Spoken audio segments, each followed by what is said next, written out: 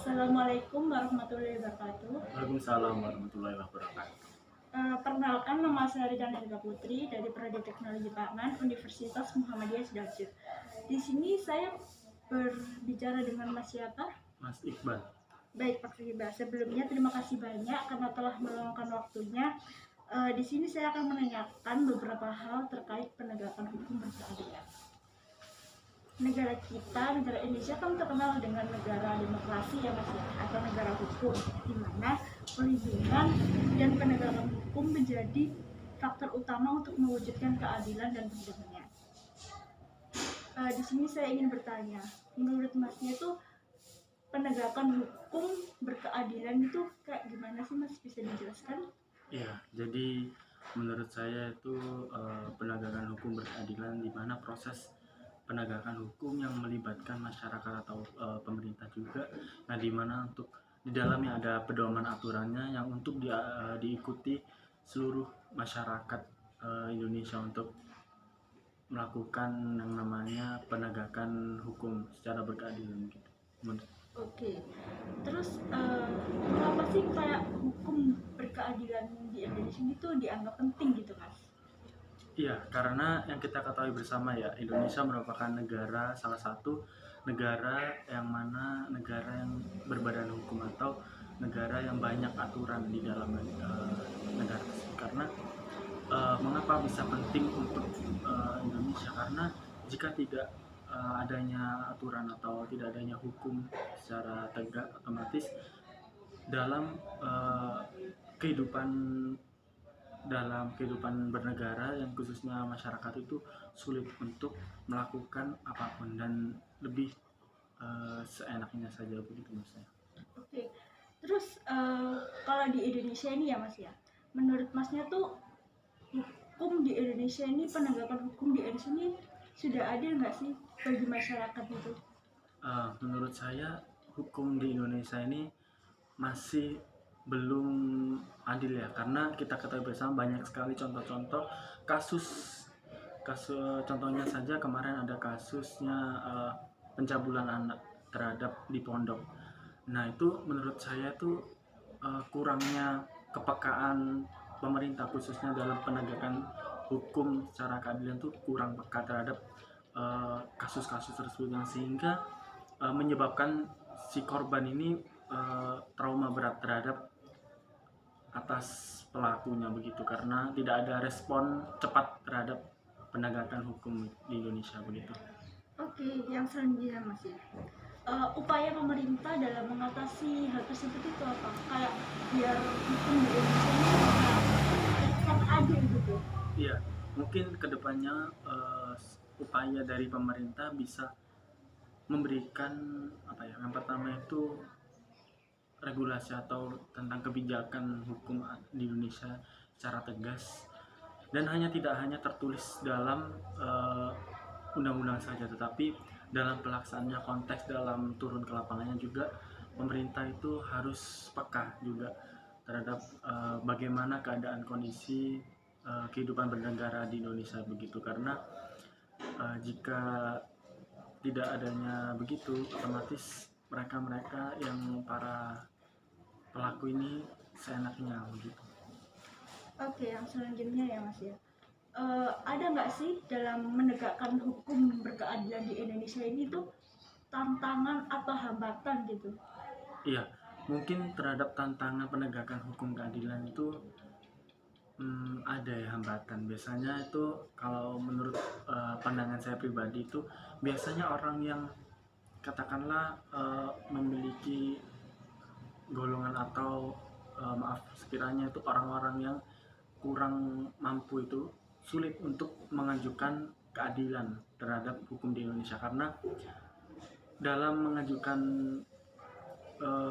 keadilan di hukum Indonesia itu butuh yang namanya banyak sekali pelanggaran dan itu mungkin yang melakukan pengajuan keadilan hukum itu khususnya warga atau masyarakat yang kurang mampu itu tidak bisa, jadi sulit. Itu mungkin salah satunya ya dalam menghambat pengajuan dalam keadilan gitu. Oke, lalu kan seakan-akan lembaga hukum di Indonesia ini masih terkesan lemah ya Iya. sekiranya. Itu faktornya tuh apa aja? Ya, faktornya bisa jadi kalau menurut saya ya, kenapa hukum di Indonesia itu masih lemah. Yang pertama, jika dilihat dari aturan atau isi dari hukum tertulis, secara tertulis itu masih ada beberapa bab-bab atau subbab pasal-pasal yang sekiranya kurang tegas dalam melakukan penindakan atau memberikan hukuman secara tegas kepada masyarakat Indonesia begitu. Yang kedua, mengapa hukum di Indonesia itu sangat lemah?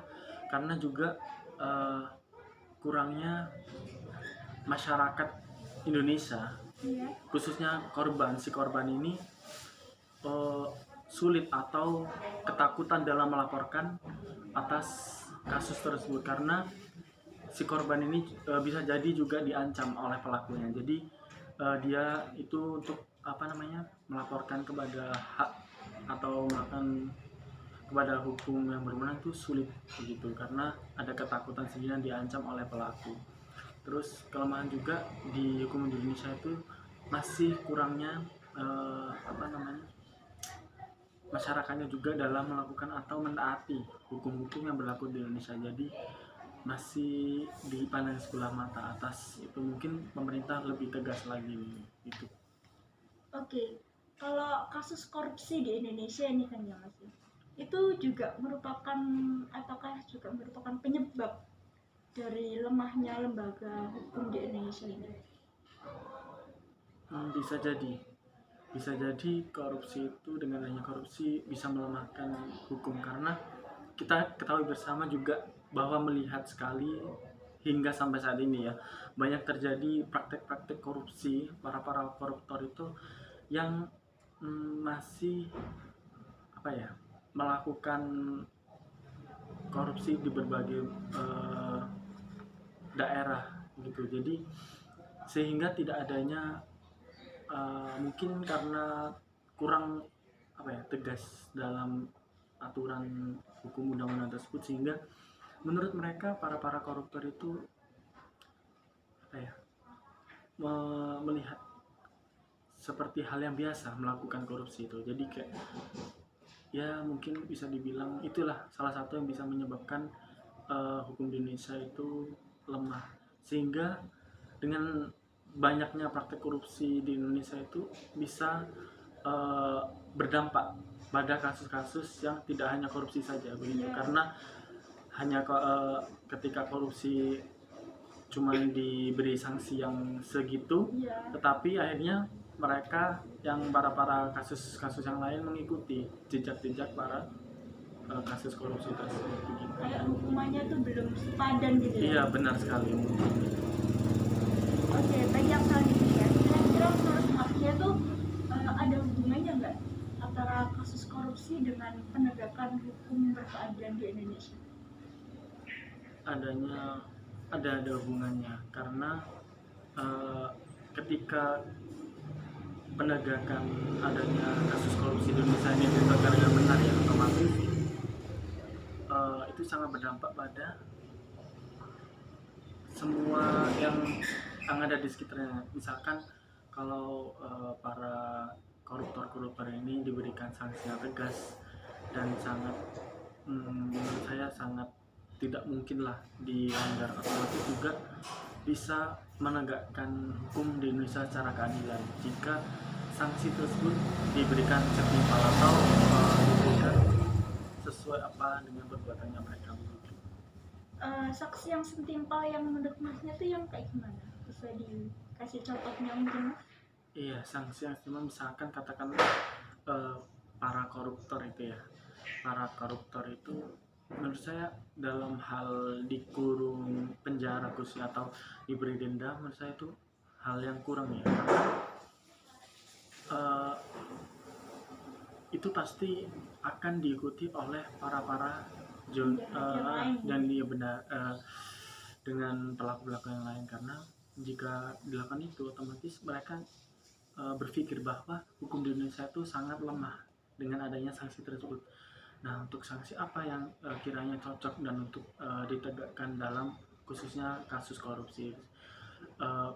yang cocok itu mungkin itu kalau saya pernah berpikir itu hukuman mati kali ya. Oh, iya. Karena kalau hukuman mati mungkin para koruptor itu tidak akan lagi berani atau melakukan yang namanya korupsi di Indonesia begitu. Mungkin. Oke, yang selanjutnya, apakah yang terjadi bila kayak ketidakadilan di Indonesia ini terus berkelanjutan? Ya, mungkin kalau kasusnya korupsi ya. Nah, korupsi misalkan berkelanjutan tidak ada, ya mungkin yang akan terjadi adalah Indonesia akan semakin dijumpai atau dipenuhi oleh para koruptor gitu. Jadi mungkin itu akan juga berdampak pada ekonomi Indonesia begitu. Karena dengan adanya para koruptor itu Indonesia tidak jadi bisa berkembang atau tidak bisa maju dengan adanya begitu. Dan juga itu juga berdampak pada sosial masyarakat, di mana mereka juga berdampak pada kasus tersebut begitu. Jadi kalau berkelanjutan ini sama aja kayak hancur gitu ya? Iya benar, hancur secara perlahan mungkin. Iya, iya. Terus kalau kan saya pernah dengar ya, yang dibilang Masnya tadi, pelaku korupsi itu juga saya pernah dengar itu di penjaranya tuh kayak bintang hotel 5 gitu. Oh iya benar. Menurut Masnya itu gimana? Gimana? Menurut Masnya tuh kayak gimana? Oh, kalau kasus itu yang ada ada yang waktu berita kemarin ya, koruptor ditaruh di bintang yang ditaruh di penjara yang sel penjara yang sekiranya itu bisa dikatakan agak mewah ya untuk para pelaku tersebut. Menurut saya itu merupakan apa ya, kurang etis saja sebagai hukumannya, karena mereka itu kan melakukan hal yang merugikan orang lain ya, khususnya negara juga. Otomatis janganlah mereka menaruh pada sel yang seperti itu, karena dengan memberikan sel tersebut otomatis mereka, khususnya para korban, tidak memiliki rasa jera, tidak memiliki rasa untuk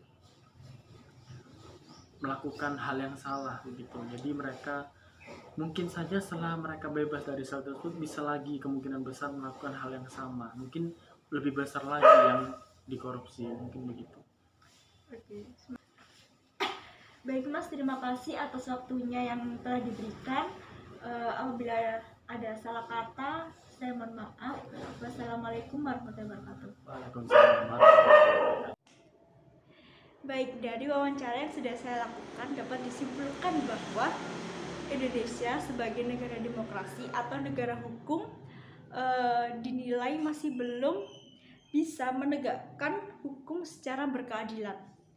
Hal ini ditinjau dari beberapa contoh yang telah dikemukakan, dan jika dibiarkan terus-menerus akan mengubah hingga menghancurkan tatanan negara di Indonesia. Terima kasih.